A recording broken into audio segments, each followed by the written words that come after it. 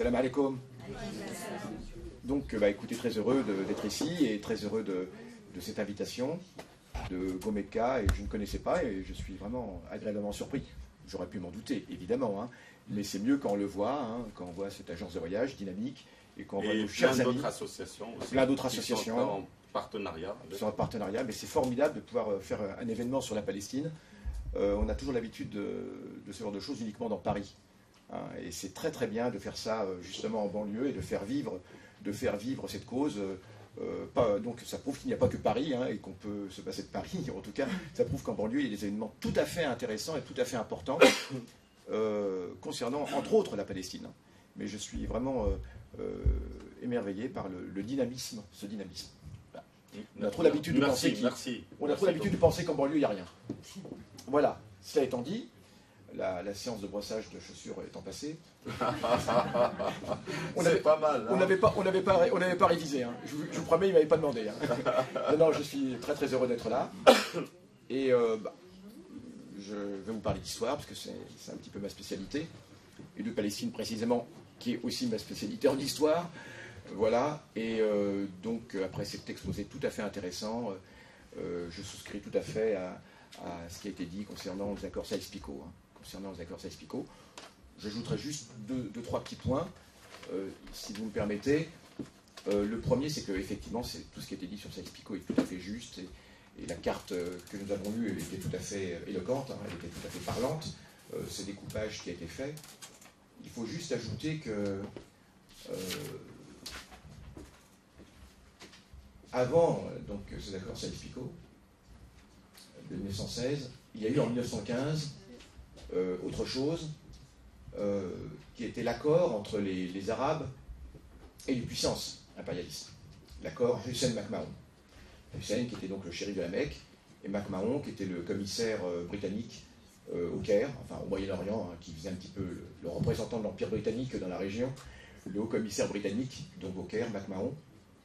Et cet accord, et c'est intéressant de voir, c'est que en termes de droit, c'est un accord formel qui établissait une alliance politique entre le Royaume-Uni et les Arabes, enfin les Arabes de la Mecque, en tout cas le shérif de la Mecque, qui était un petit peu, qui n'était pas le représentant des Arabes, mais enfin qui avait eu autorité par rapport à cela et qui représentait les intérêts arabes, puisqu'à cette époque, pas uniquement en Arabie, mais dans toutes les capitales arabes de l'Empire ottoman, eh bien, on réagissait, et il y avait un désir de liberté, un vent de liberté qui soufflait. Alors, l'Empire ottoman était tout à fait intéressant, sauf que ce qu'il faut dire, c'est qu'il y a eu une dégénérescence de l'Empire ottoman. C'est que lorsqu'on arrive à la fin du XIXe siècle, l'Empire ottoman n'est plus l'Empire ottoman qu'il a été. C'est-à-dire que cet Empire ottoman était en train de devenir la Turquie. Et oui, c'est très important de comprendre cela. C'est que le sultan ottoman n'avait plus aucun pouvoir. Et une caste militaire avait réellement pris le pouvoir au sein des institutions turques, une caste militaire qui était animée par un sentiment nationaliste turc extrêmement chauvin, d'où d'ailleurs le génocide arménien qui surviendra par la suite. J'ai coutume de dire que le génocide arménien n'a pas été fait par les Ottomans, il a été fait par les nationalistes turcs. C'est très important de comprendre cela. Et donc ce génocide qui intervient en 1915 justement, eh bien, était l'expression de ce nationalisme turc qui allait même à l'encontre de l'idée historique de l'Empire ottoman, qui était un empire très tolérant, c'est vrai, par rapport aux minorités, toutes les minorités. Et c'est important de comprendre cela. C'est que s'il y a eu une réaction arabe, parce que souvent, il est reproché aux Arabes de s'être soulevés à partir de 1915, mais il faut comprendre une chose, c'est qu'il y avait une oppression culturelle et nationale des Arabes au sein même de l'Empire ottoman, qui n'était plus l'Empire ottoman qu'il avait été, etc. etc. Voilà. C'est pour ça qu'on va assister à partir de 1915 à un soulèvement arabe, pas uniquement en Arabie, mais également dans toutes les capitales arabes. Alors à Beyrouth, pour ceux qui connaissent Beyrouth, il y a ce qu'on appelle la place des martyrs à Beyrouth. Et cette place des martyrs symbolise justement, parce que c'est sur cette place qu'avait été exécuté un certain nombre de patriotes arabes qui avaient été pendus par le gouverneur ottoman de l'époque, formellement, Jamel Pacha, sanguinaire Jamel Pacha. Et donc voilà. Ce que je veux dire, c'est que il y a donc eu un accord en 1915 entre les Arabes et les puissances occidentales. Les Arabes pensaient pouvoir se libérer. Ça a été une erreur, on le voit, et ça me permet de dire une chose, c'est que souvent des mouvements populaires peuvent être récupérés. Et là, on a, avec la révolte arabe, une sorte de récupération, puisque que disait cet accord entre Hussein et McMahon? Cet accord, on le connaît à travers, vous savez, à travers l'histoire de Laurence d'Arabie, pour ceux qui ont entendu parler de cette histoire de Laurence d'Arabie, cet agent britannique. Et ce qu'il faut dire, c'est que cet accord promettait aux Arabes l'établissement d'un royaume arabe uni sur toute la superficie des terres arabes, sous la direction du roi de la Mecque, enfin du roi de Hussein, qui aurait fait office de roi, si vous voulez, pour ce royaume arabe. C'était la promesse d'un royaume arabe uni sur toute la région.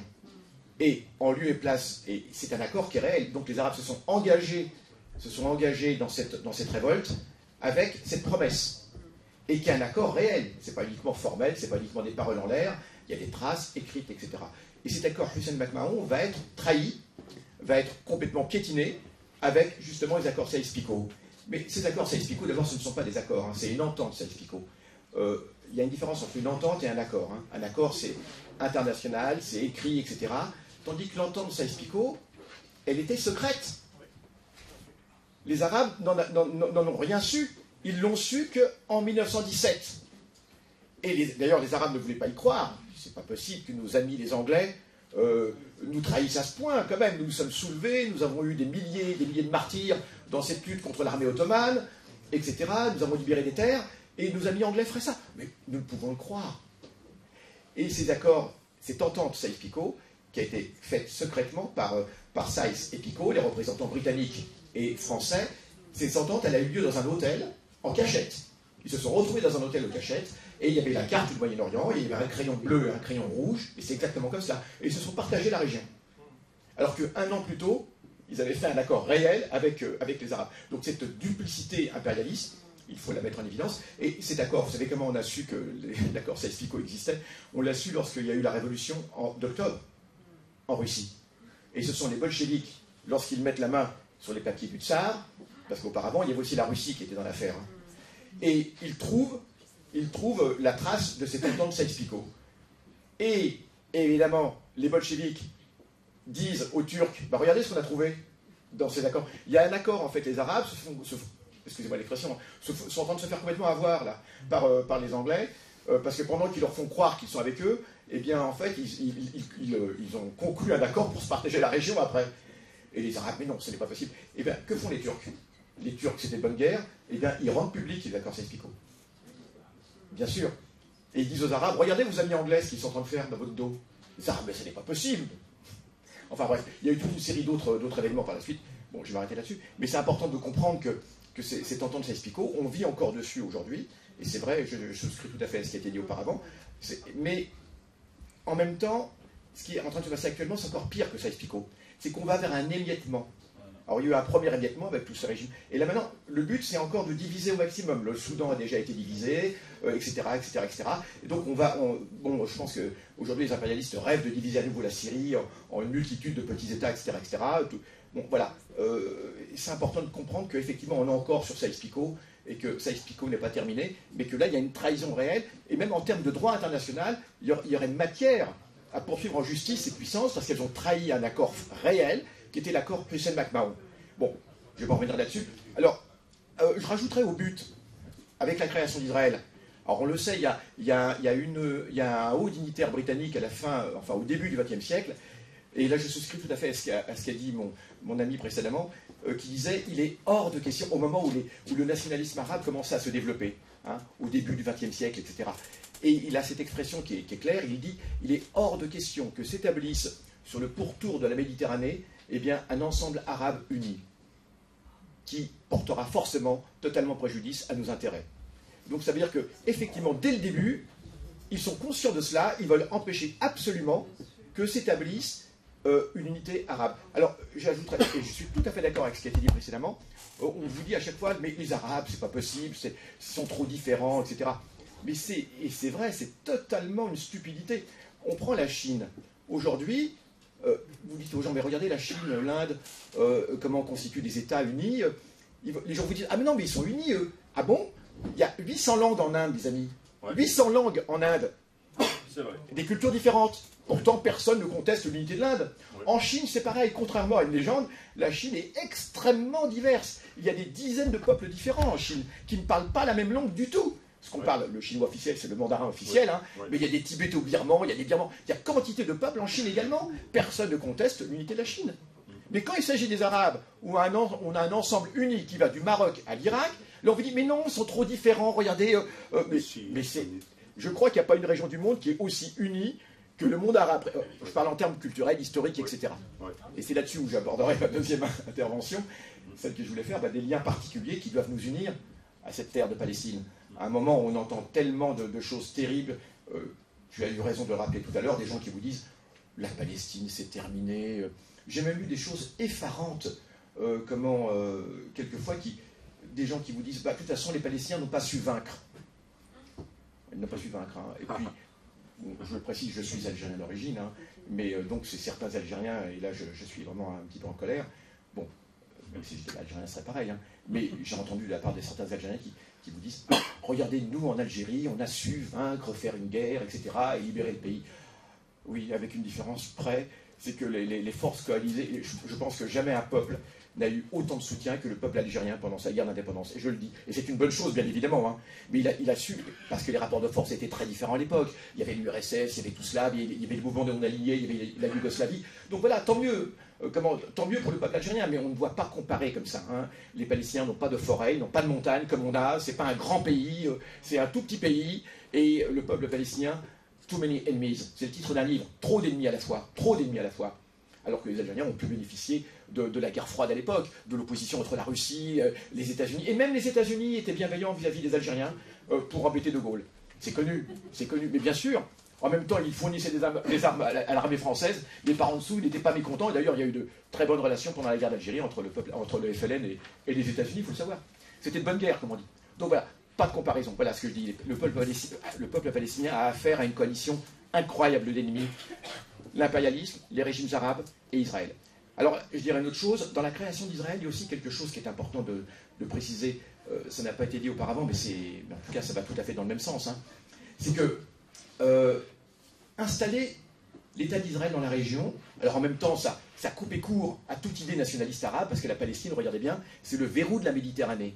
Quand on regarde la carte, et la géographie est très importante, dommage, je n'ai pas pensé à apporter une carte, mais quand on regarde la carte de la région, c'est très important. Tout est dans la géographie. C'est que la Palestine, ça a toujours été le verrou de la région, la porte d'entrée de toute la région. Celui qui contrôle la Palestine contrôle toute cette région. Et depuis le Moyen-Âge, déjà, et depuis même l'Antiquité, la Palestine était extrêmement importante.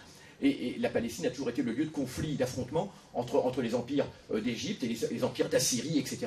Et donc c'est très important. Donc en prenant la Palestine, c'était, bien sûr, pour les Britanniques, c'était aussi qu'on contrôle la fameuse route des Indes, mais c'était aussi empêcher le développement du nationalisme arabe. Mais il y a aussi autre chose à la création d'Israël. C'est qu'en créant Israël, eh bien, les impérialistes faisaient de telle sorte qu'Israël allait devenir la préoccupation principale, et cela va justifier l'établissement effectivement de dictatures. C'est que s'il y a eu des dictatures, c'est parce qu'il y a eu Israël. C'est pas l'inverse. C'est-à-dire que c'est parce qu'il y a eu parce que dès l'instant où il y a Israël, la nécessité de faire face militairement à Israël va militariser la région. Puisque les régimes, et le meilleur exemple c'est avec Gamal Abdel Nasser en Égypte, c'est qu'évidemment l'Égypte était obligée de faire face à Israël. Donc en faisant cela, l'Égypte était obligée de se militariser. Donc je veux dire, c'est pas uniquement le fait qu'il y a eu des dictateurs en tant que tels, ça ne veut rien dire, les dictateurs sont le produit de... Et en tout cas, Nasser a tenu tête réellement à Israël, mais il n'avait pas les moyens, parce que c'est une question d'existence. C'est une question d'existence. C'est que si Israël triomphe dans la région, alors il n'y aura jamais de démocratie. Ça c'est clair. Donc le problème, je ne sais pas si... Là, il y a un débat. Est-ce que la démocratie va faire...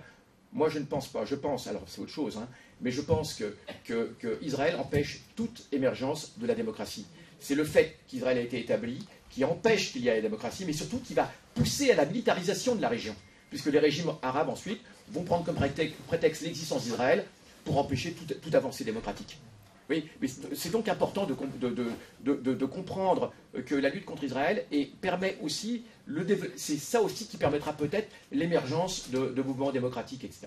Bon, maintenant je voudrais dire un mot sur les liens particuliers entre le Maghreb et la Palestine. C'est extrêmement important d'élever les jeunes, justement, les enfants, dans l'idée que la Palestine est quelque chose de très très important de très vibrant, et il faut vraiment chasser toutes ces sirènes, toutes ces mauvaises paroles, tous ces mauvais génies, je pourrais dire, qui racontent ce genre de choses. Par exemple, la Palestine n'a plus d'importance, que effectivement maintenant c'est une cause perdue, etc. Et je pense que ces gens-là font réellement le jeu des pires ennemis de tous nos peuples.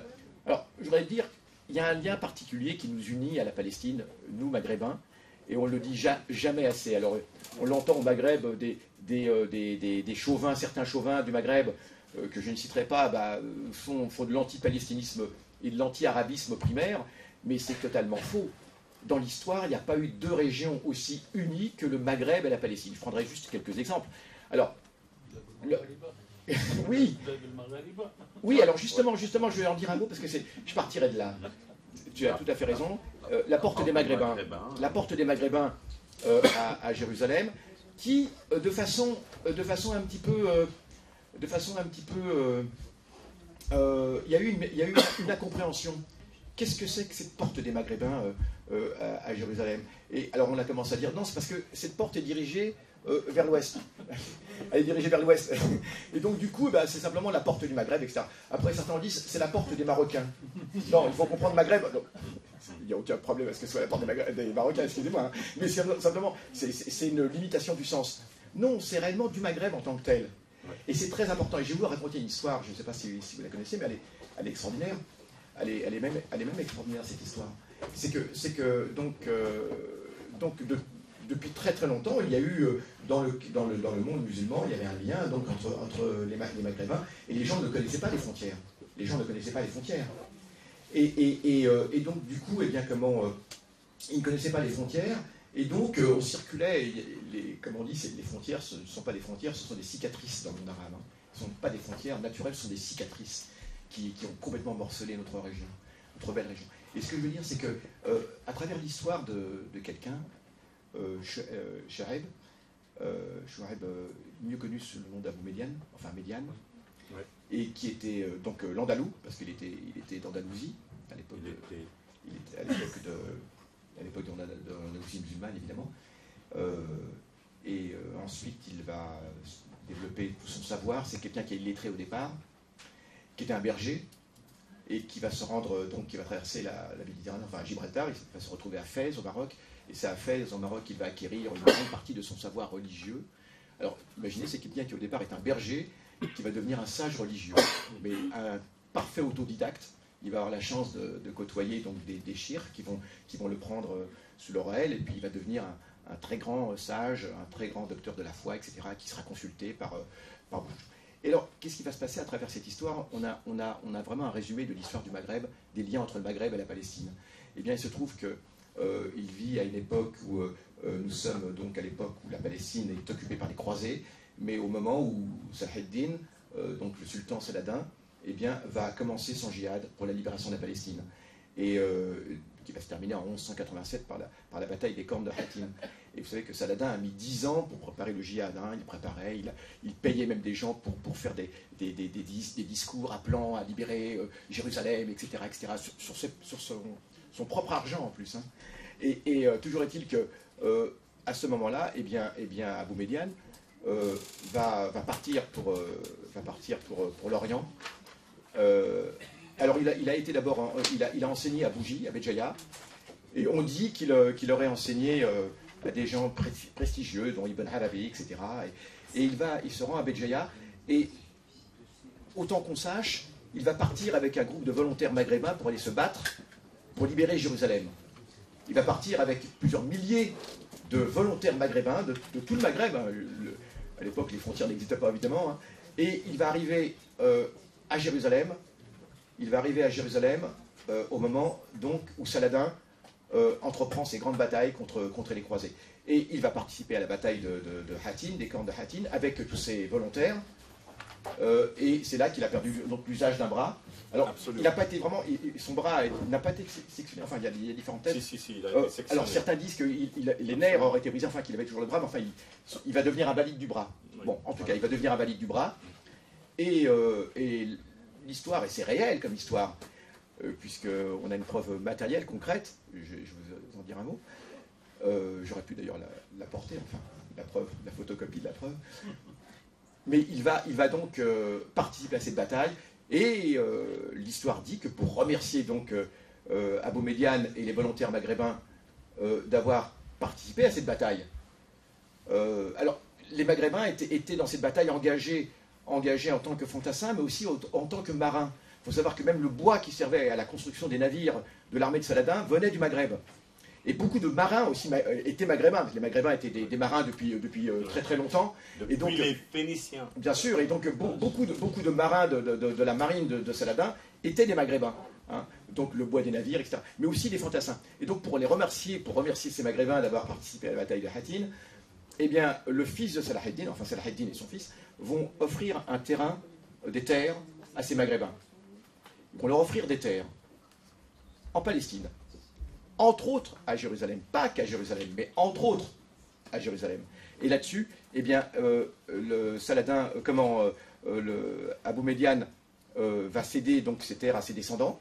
Et il se trouve qu'au XIVe siècle, eh bien, un des descendants d'Abou Médiane, qui, vous savez, est enterré près de Tlemcen, et aujourd'hui, eh bien, un de ses descendants va décider de consacrer ça en un bien waqf. Il va faire notamment d'un terrain qui est situé à Jérusalem, ils vont en faire un bien waqf. Donc c'est un don qui est fait à Dieu, enfin, c'est un don après, enfin, c'est, voilà, exactement, donc une fondation, et il y aura une zaouïa, et cette zaouïa, elle sera consacrée aux pèlerins du Maghreb, qui viendront désormais à Jérusalem. Et il se trouve que j'aurais pu l'apporter, mais j'ai la photocopie de l'acte d'établissement du waqf.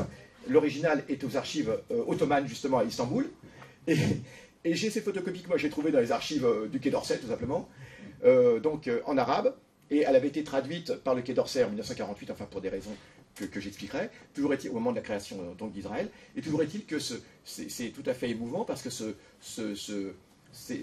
document établit l'établissement du bien waqf, inaliénable pour l'éternité, etc., etc., etc., et vous, hégémonie, quiconque va détruire ce waqf. Et ce waqf, qu'est-ce qu'il disait? Il disait que désormais, tous les pèlerins du Maghreb qui viendraient à Jérusalem seraient hébergés gratuitement et nourris gratuitement dans une auberge qui est à côté de la Zaouïa, et cela pour toujours. Et il va se passer cette chose extraordinaire que désormais, il y avait aussi une mosquée, et les imams de cette mosquée étaient tous du Maghreb. Et donc ils vont se relayer des 3 pays du Maghreb, on ne faisait pas la distinction, et ils vont se relayer, et cela, imaginez jusqu'en 1967. 1967, les imams venaient du Maghreb, et donc il y a toute une population qui va s'installer du Maghreb dans ce quartier, parce qu'ensuite ce quartier va prospérer avec les Zaouïas, etc. Et il va se passer cette chose terrible qu'en 1967, eh bien, ce quartier va être pris par l'armée israélienne et détruit au bulldozer en une nuit.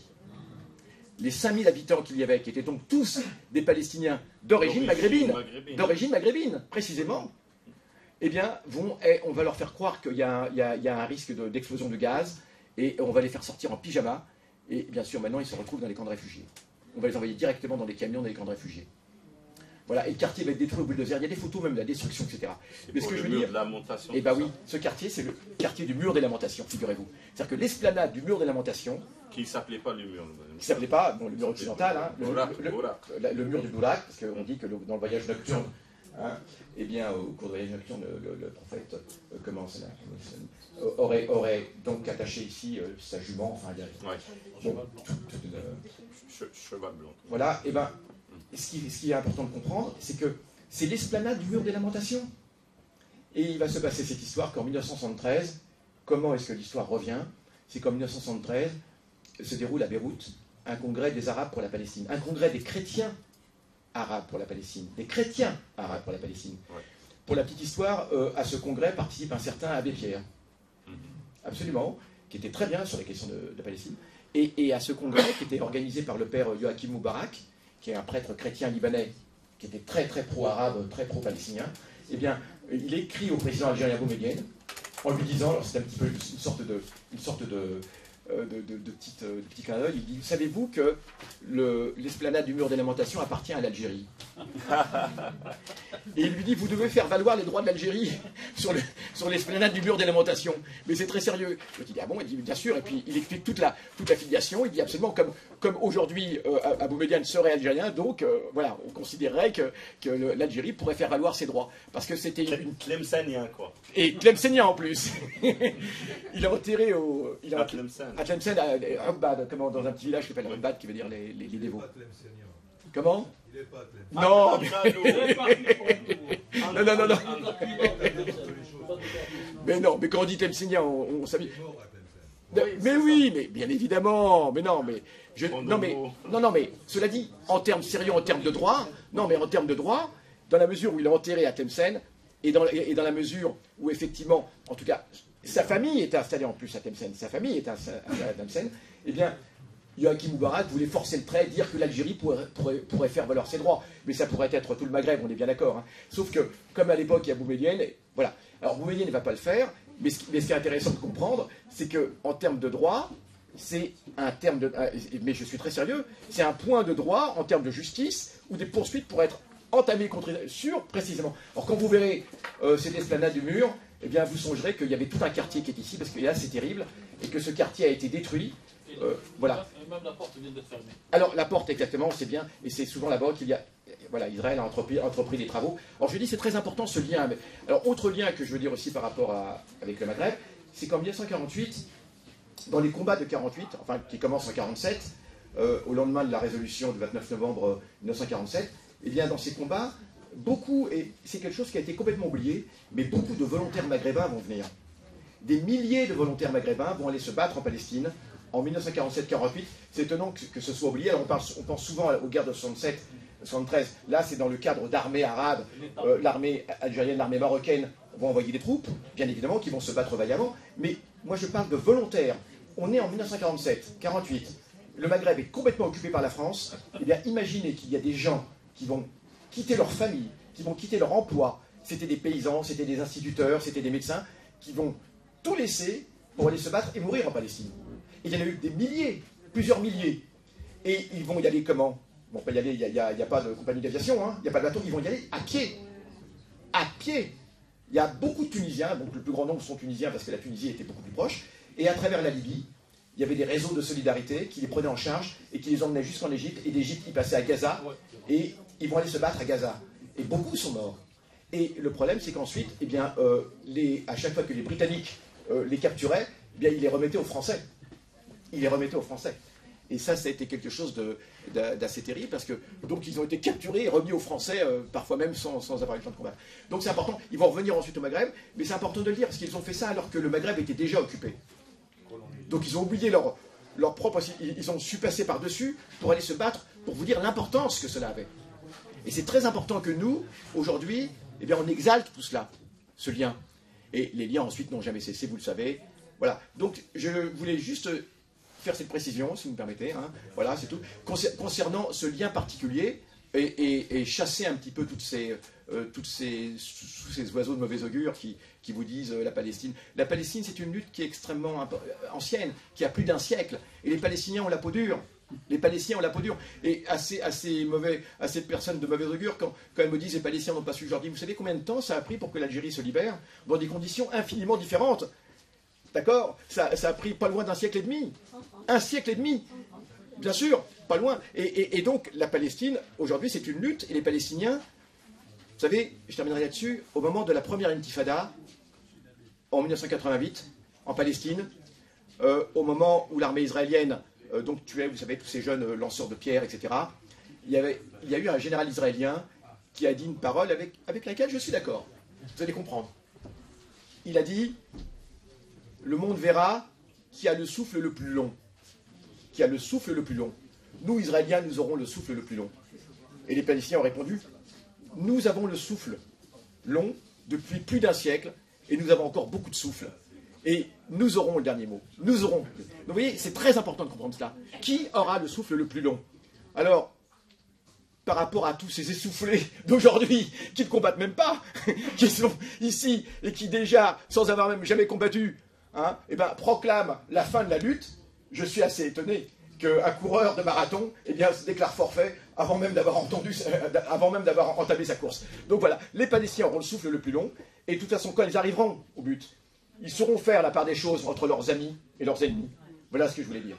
Pour ceux qui vous disent les Berbères n'ont rien à voir, etc., vous avez parfaitement raison de dire que c'est absolument faux, mais non seulement cela, mais vous savez qu'il y a énormément, il y a un certain nombre d'Algériens qui sont, de Palestiniens qui sont d'origine algérienne. Et un certain nombre d'entre eux sont précisément kabyles. Et j'ai eu l'occasion, en Syrie, il y a pas mal de temps de cela, de discuter avec certains d'entre eux. Vous savez que, simplement, il faut savoir une chose qui est connue, mais au XIXe siècle, on a eu 3 vagues d'immigration algérienne vers la Palestine. L'Algérie est occupée donc en 1830, et il va y avoir dès le début une première vague d'émigration. Des Algériens disent, enfin des Chiites proclament, disent « Nous ne pouvons pas rester sous domination non musulmane, nous devons partir ». Donc un certain nombre d'Algériens vont partir à pied toujours, hein. Tout se faisait à pied, il faut quand même le savoir. Hein. D'ailleurs les pèlerinages auparavant se faisaient à pied. Pèlerinage à la Mecque, hein. Bon, il n'y avait pas, justement, il n'y avait pas Gomeka, hein, d'accord, bon, le Gomeka de l'époque. Et alors, il va se passer cette chose incroyable, que des Algériens vont commencer à partir en 1830. Une deuxième vague va partir à la fin des années 1840, après la défaite d'Abdelkader. Et ensuite, eh bien, une troisième vague va partir en 1870-71, lors de la révolte de Mokrani en Kabylie. Et là, ça va être une émigration d'Algériens vers la Palestine, essentiellement kabyles. Ce sont des gens dont on a pris les terres, dont on a volé les terres. Et donc, pourquoi partent-ils et vers où partent-ils? Ils partent vers l'Empire ottoman, qui est leur protecteur naturel, bien évidemment. Donc ils partent vers l'Empire ottoman, et l'Empire ottoman eh bien, va les installer. Et il y a cette histoire extraordinaire que je veux vous raconter, c'est que lorsque les Kabyles arrivent donc d'Algérie en 1871 dans l'Empire ottoman, eh bien, ils vont d'abord s'installer un petit peu. Et l'Empire ottoman a prévu un endroit pour les installer. Et savez-vous où c'est? En Palestine, dans le nord de la Palestine, en Galilée. Et ils vont être installés dans 8 villages palestiniens, dans 8 villages qui vont être créés pour eux spécialement, dans le nord de la Palestine, par les Ottomans. On a le nom de tous les villages, on les connaît parfaitement. Et ils vont retrouver un environnement qui est un petit peu comparable. Bon, la Galilée, c'est une région de collines, c'est pas le Dur-Jura, on est bien d'accord. Mais c'est une région de collines, il y a l'olivier, il y a etc., etc. Et ils vont commencer leur vie de Palestiniens. Et c'est extraordinaire parce que j'ai connu pour la première fois cette histoire il y a une vingtaine d'années, lorsque des amis sont allés au Liban faire un film sur les réfugiés, et dans une école palestinienne, dans un camp de réfugiés, eh bien, ils sont tombés sur des dessins de gamins palestiniens du camp de réfugiés, où l'instituteur avait demandé aux enfants de dessiner le village de leurs parents en Palestine au moment de 48, au moment de la catastrophe. Et ce qui a été extraordinaire, c'est que plusieurs gamines ont dessiné le village de leurs grands-parents, et elles montraient leurs grands-parents en train de fuir les avions israéliens. Donc c'était des dessins naïfs, on voyait des avions, etc. Et les femmes qui fuyaient portaient des costumes kabyles, des berbères, les bandes alternées, ocre, etc. Et on dit aux Palestiniens, on lui dit, mais c'est étonnant parce que c'est pas des costumes palestiniens qu'elles portent, c'est des costumes berbères. Il dit, bah, c'est normal, ce sont des berbères d'origine, ce sont des kabyles d'origine. Et c'est comme ça qu'on s'est intéressé à cette histoire. Par la suite, on a continué, et il s'est passé cette chose extraordinaire que donc, dans les camps de réfugiés aujourd'hui, du Liban et d'ailleurs, de Syrie d'ailleurs, on a beaucoup de Palestiniens d'origine algérienne. Alors, ça aurait pu en rester là, sauf que j'ai une amie qui fait une thèse là-dessus, et je la retrouve à Damas, c'était au début des années 2000, et elle me dit, viens, je vais te montrer quelque chose d'extraordinaire. On va au camp de Yarmouk, au grand camp palestinien malheureusement qui est détruit maintenant, et il y a tout un quartier dans le camp de Yarmouk qui était le quartier des Palestiniens d'origine algérienne. Et les rues de ce quartier du camp de Yarmouk portent les noms des héros de la révolution algérienne. Absolument. Et c'est extraordinaire. Et dedans, on a donc des Palestiniens, bon, ils sont mis là comme ça, bon, d'origine algérienne. Et ce qui est étonnant, c'est qu'on s'est retrouvé dans un bureau, dans le bureau du camp, et avec un des responsables, et il a fait venir donc des anciens, on voulait discuter avec eux. Et certains étaient berbérophones encore. Ils parlaient kabyle. Et cet ami, qui est une kabyle, s'est mis à parler avec eux en kabyle. C'est extraordinaire. Or, évidemment, ils parlaient parfaitement l'arabe. Puis, entre-temps, ils sont devenus palestiniens, ils sont devenus syriens même, etc. Mais ils parlaient aussi très bien le kabyle. Et ça, c'est étonnant, comme quoi ça n'a absolument rien à voir, cette histoire de kabyle, papa kabyle. Et eux étaient à la fois très fiers de leur palestinité, évidemment, ils sont palestiniens, mais aussi de leur fiabilité, si je puis dire. Et c'était pas du tout contradictoire. C'est important de le dire. Et donc, il y a aussi cette histoire qui est connue, que donc ces Palestiniens d'origine kabyle ont été très actifs dans la lutte palestinienne, et même auprès d'Arafat, au niveau de sa garde personnelle, puisqu'ils utilisaient un code en kabyle, absolument entre eux, pour empêcher qu'Israël décrypte les messages. Mais c'est véridique. Et c'est une histoire qu'on connaît depuis quelques temps seulement. Ils utilisaient un code en kabyle. Alors c'est pour ça que ça m'amuse toujours lorsque je tombe sur des chevaux qui vous disent « Les Berbères n'ont rien à voir avec les Palestiniens ». Ah bon, vous croyez vraiment? Au contraire. Au contraire. Et c'est important de montrer cela, qu'il n'y a pas du tout de contradiction. Au contraire. Voyez-vous? Voilà, je voulais aussi rajouter cette petite histoire.